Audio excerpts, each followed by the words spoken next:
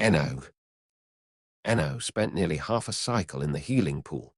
It might look like a simple vat of liquid to the untrained observer, but the technology that had gone into creating the curative gel had no peer anywhere in coalition space. Wounds that might have ended his existence elsewhere had been mitigated in such a short time that he felt grateful to have been born within the coalition. So many ailments remained untreated on Earth.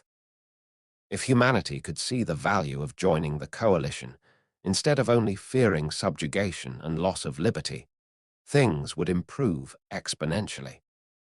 But his progenitor took their fear and resistance as a negative sign, more proof that humans ascribe the conqueror's mentality to others that they had been perpetrating on each other for eons. "You have completely recovered," the medical officer said. "I'm clearing you to return to duty at once." "Thank you for your service," Eno said. The officer paused, fronds flashing the clear green of gratitude. "I appreciate that you took the time to say so." Others were always startled to learn Eno had sprung from the High Admiral, more proof that they shared few traits in common. It would be within his rights to rest before immediately returning to active service, but he was experiencing an unusual urgency. He needed to make sure the humans hadn't come to harm in his absence, especially the one called Maddie. She tugged at his senses in a way he couldn't rationalize or explain. Instead of dallying, he collected the soldiers who had been assigned to the task force and led them to the docking bay where the humans had been quarantined. At a cursory glance, he could tell they'd been offered libation and a light meal, but they were sitting on tech casings, nothing remotely suitable or comfortable. That's entirely in character for the Admiral. Dorf and Darroy stood in rigid formation behind him. Humans might find them threatening or comical with their sharp spines and protruding head fins. D-designates came in varying hues and patterns, but their colors didn't shift or offer chromatic clues regarding their emotional states. Instead, one studied fin postures to understand their emotional reactions. Both seemed hesitant. As commanding officer, it was up to Eno to ensure the best outcome for everyone. Hayden's goals weren't as he claimed to the Admiral, but he had known that when he agreed to this ruse. Eno's fronds glowed with a regal purple hue as he waited for the group's attention. He saw them size up his escort. They must be curious.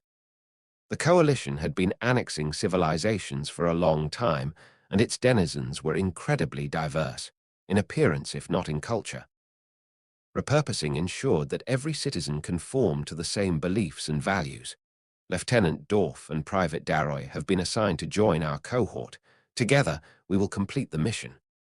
"Hold on," Hayden protested.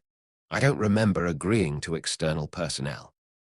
"How do I know they won't mess up our objectives?" Eno was prepared to rebut such opposition. "I will not hold on, and we will not delay. You understand the need for a coordinated squad to get this job done. You're prepared to enact our next step?"